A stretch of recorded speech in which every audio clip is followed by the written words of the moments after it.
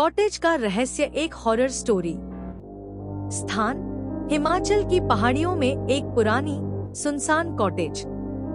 मुख्य पात्र अदिति, राहुल, अनिरुद्ध।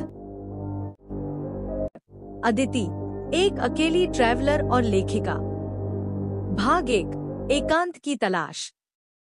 अदिति शहर की भागदौड़ और तनाव से थककर एकांत की तलाश में हिमाचल की पहाड़ियों में पहुंची। वहां उसे एक पुरानी लेकिन खूबसूरत कॉटेज दिखी, जो जंगल के किनारे एक ऊंचाई पर बनी थी। गांव वालों ने उसे चेतावनी दी, मैडम, वो कॉटेज ठीक नहीं है। रात को वहां अजीब चीजें होती हैं। अदिति ने हंसते हुए कहा, मैं डरती नहीं हूं। मुझे बस शांति चाहिए और लिखने के लिए प्रेरणा। भाग 2, पहली रात। पहली रात सब कुछ सामान्य था, लेकिन रात के 2 बजे दरवाजे पर धीमी थपथपाहट हुई। उसने दरवाजा खोला, बाहर कोई नहीं था। फिर अचानक उसे कॉटेज के अंदर एक पुरानी औरत की धीमी सिसकी सुनाई दी। कौन है? अदिति कांपती हुई बोली। कोई जवाब नहीं, बस फर्श पर गीले पैरों के निशान दिखाई देने लगे, जो अंदर कमरे की तरफ जा रहे थे। भाग 3, डायरी। अगली सुबह अदिति को कॉटेज की अलमारी में एक पुरानी डायरी मिली। उसमें लिखा था, जो भी इस कॉटेज में अकेला रहेगा, वो मेरी कहानी का हिस्सा बन जाएगा। मैं अब अकेली नहीं रहना चाहती। सावित्री। डायरी के आखिरी पन्ने पर खून के धब्बे थे और एक अधूरी लाइन, वो फिर से आई है, और इस बार वो मुझे। भाग 4, सच्चाई का पता। अदिति ने गांव के एक बूढ़े आदमी से डायरी का जिक्र किया। उसने बताया, सावित्री इस कॉटेज में अपने पति का इंतजार करते करते पागल हो गई थी। एक दिन वो जंगल में गायब हो गई। कहते हैं उसकी आत्मा अब भी यहाँ है। वो नहीं चाहती कि कोई अकेला इंसान इस कॉटेज में आए, क्योंकि वो अकेलेपन से नफरत करती है। भाग 5, आखिरी रात। अदिति ने वहां से निकलने का फैसला किया, लेकिन आखिरी रात कॉटेज का दरवाजा अपने आप बंद हो गया। दीवारों पर खून से लिखा था, अब तुम मेरी कहानी हो। और फिर एक जोरदार चीख। अगली सुबह गांव वालों ने देखा, कॉटेज का दरवाजा खुला था, लेकिन अदिति कहीं नहीं थी। सिर्फ एक नई डायरी, जो मेज पर खुली पड़ी थी। उसमें लिखा था, मैं अदिति हूं, और अब मैं भी यहाँ की कहानी बन चुकी हूं। जो भी इसे पढ़े, भाग जाओ, वरना अगली डायरी तुम्हारी होगी। पात्र राहुल, एक यूट्यूबर जो हॉन्टेड इंडिया नाम का चैनल चलाता है। उसने अदिति की गुमशुदगी की खबर पढ़ी और ठान लिया, मैं सच्चाई सबके सामने लाऊंगा। राहुल अपने कैमरे, ड्रोन्स और गैजेट्स के साथ उस कॉटेज तक पहुंचा। गांव वालों ने उसे भी मना किया। एक लड़की वहां से कभी वापस नहीं आई। तुम भी मत जाओ। लेकिन राहुल को सिर्फ व्यूज चाहिए थे। उसने व्लॉग कैमरा ऑन किया। क्या आप तैयार हैं? आज रात हम उस कॉटेज की सच्चाई उजागर करेंगे। कॉटेज अंदर से वैसी ही थी, धूल भरी, ठंडी और अजीब सी शांति से भरी। टेबल पर रखी वही डायरी अब एक नई पंक्ति से शुरू हो रही थी। स्वागत है, राहुल। तुम भी अकेले आए हो। अब तुम मेरी डायरी का हिस्सा बनोगे। राहुल चौंक गया। ये कैसे हो सकता है? ये तो मैं अभी पहली बार देख रहा हूं। उसके कैमरे की स्क्रीन फ्लिकर करने लगी। फिर स्क्रीन पर अदिति की धुंधली शक्ल दिखाई दी, खून से सनी, आंखों से आंसू टपकते हुए।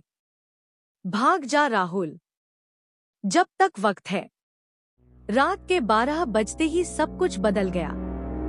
दरवाजे अपने आप बंद हो गए। खिड़कियों से तेज हवा अंदर घुसने लगी। कमरे की दीवारों पर अजीब आकृतियां उभरने लगी, जलती हुई आंखें, छायाएं और एक औरत जो बार बार कह रही थी, अब मैं अकेली नहीं रहूंगी, कोई ना कोई तो हमेशा मेरे साथ रहेगा। राहुल बुरी तरह घबरा गया। वो भागना चाहता था, लेकिन हर बार दरवाजा खुद ब खुद बंद हो जाता। फिर उसे एक चीज दिखी, अलमारी के अंदर एक पुराना कैमरा जो किसी और ने इस्तेमाल किया था। उसमें आखिरी रिकॉर्डिंग अदिति की थी।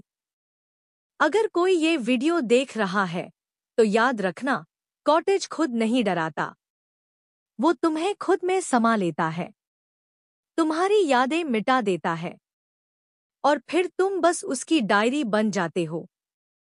गांव के कुछ लोग कॉटेज तक पहुंचे क्योंकि उन्हें अंदर से चीखें सुनाई दी थी, लेकिन अंदर कोई नहीं था। टेबल पर अब 2 डायरियां थीं। पहली पर लिखा था अदिति, दूसरी पर लिखा था राहुल।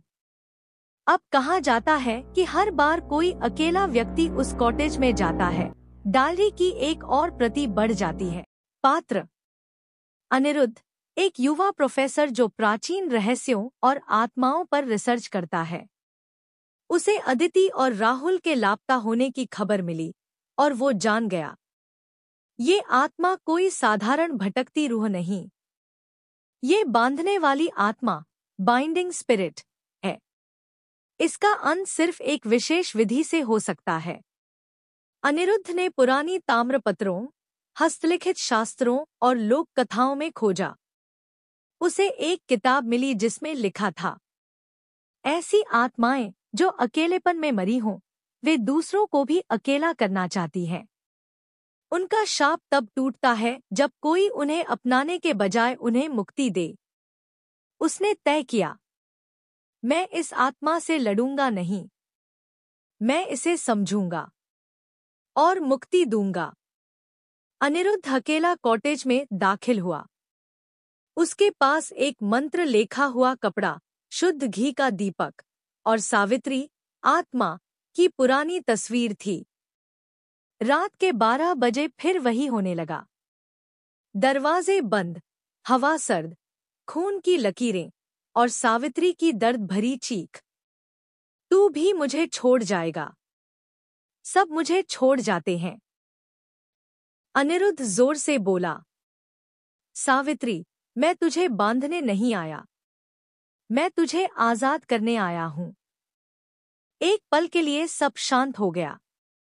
अनिरुद्ध ने दीपक जलाया, तस्वीर सामने रखी और वह खास मंत्र पढ़ा, शांति पावनी आत्मा, जीवन की सीमा से मुक्त हो, अपने बंधनों से बाहर आ और उजाले की ओर जा। कॉटेज कांपने लगा। दीवारों से चेहरों की आकृतियां बाहर निकलने लगी। अदिति, राहुल और कई अनजान चेहरे, सब एक ही बात कह रहे थे, वो जा रही है, वो हमें छोड़ रही है। और तभी एक रोशनी सी फैली। सावित्री की आत्मा एक बूढ़ी औरत की तरह सामने आई, आंखों में आंसू पर चेहरे पर शांति। क्या मुझे अब कोई और अकेला नहीं रहेगा? अनिरुद्ध बोला, नहीं, अब तुम आजाद हो। सावित्री मुस्कुराई और धीरे धीरे वो रोशनी में विलीन हो गई। इतिहास में पहली बार वो कॉटेज अगली सुबह खुला था। न कोई खून, न सिकिया। डायरी मेज पर बंधी पड़ी थी, लेकिन इस बार उसके कवर पर सिर्फ एक शब्द लिखा था, अनिरुद्ध लौट आया। और गांव वालों ने पहली बार कॉटेज को नहीं पवित्र माना।